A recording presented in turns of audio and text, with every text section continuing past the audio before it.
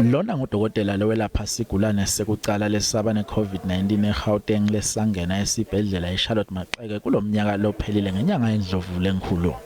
Ngalelo langa lo dokotela longucophesha bekabukela ikhilikithi kepha ngekuphatima kweliso kwadzingeka ukuthi asukume ngekusheshsha olwisana naleli gciwane lelihlasele umhlaba wonke. It was scary. We didn't really know what to do, how to manage it. We didn't know the correct protective equipment to wear. It was a lot of learning on the job. Emva kweminyaka elapha umuntfu wekucala lowaba ne-COVID-19 eGauteng ube tisebenti tetemphilo sekucala kugomela i-COVID-19 esibhedlela iCharlotte Maxeke. It's very exciting to have it. Now we just need to get it rolled out the whole country. I think that's the next steps. Kanzi ke lo dokotela ugoma nje Glenn Michelle lowaba wekucala kuba ne-COVID-19 eGauteng bekakhona abukile.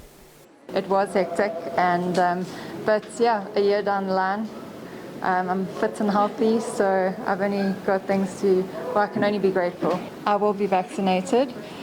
It's just we need to protect our country, and everyone needs to take the responsibility to fight and flatten the curve, and we need to work together in doing this.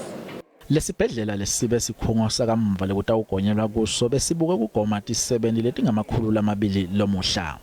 On a weekly basis, we will get a set of doses that we must finish from Monday to Saturday.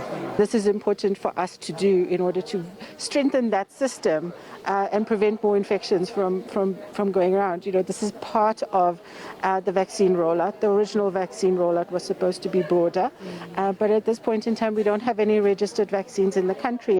Konke lokhu kuchazwe njengesinyathelo lesibalulekile ekulwisaneni nalolu bhubhane. We look forward as Gauteng province to a moment where we will reach 10.4 million people in our province who need to be vaccinated. Kufikela nyalo sibhedlela iCharlotte Maxeke sithole emathonsi latinkulungwane letintsatfu.